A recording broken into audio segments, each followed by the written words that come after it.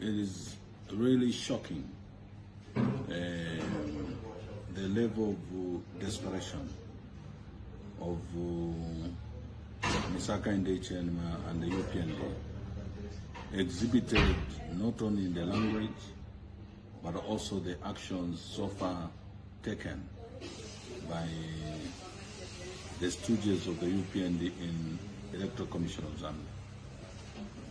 We saw the electoral calendar that has been produced over a year, 8 months before the period for which ECZ is expected to produce, that timetable. By mere indicating the period for which nominations will be undertaken and payments undertaken, and when the voting day and then the counting plus the announcement of the results and the period for which the petition is to be heard and then the inauguration, has already by that revelation or by that disclosure by ECZ set the country into a political mode. Is as good as announcing the campaign period for those elections. And that's how come Misaka Ndeche now is making pronouncements that his back is glued to the throne of presidency, no one will remove him, and so on. We want to urge the ECZ to stop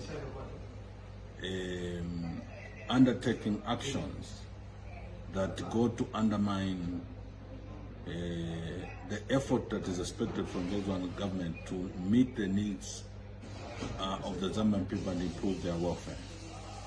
We can't be politicking through and through. But also that calendar and timetable suggests that there's something sinister the ECZ are doing. The only confidence we have as Patriotic Front is that the Zambian people have already resolved. It doesn't matter what mechanisms and tricks the ECZ want to play, the will of the Zambian people will prevail in 2026.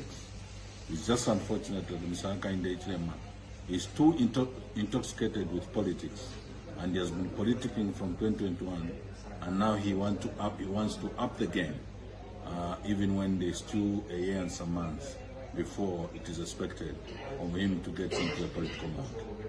With that said, we just urge all members of Patriotic Front across the country, get ready to serve the Zambian people in 2026. I am privileged to be in Mansa on behalf of the President of the Patriotic Front, the sixth Republican President, President Edgar Chagwa, and the entire leadership of the party, to come and visit our colleagues and comrades who, unfortunately, out of the machinations and concocted charges by the UPND for which they were convicted and are in the facilities.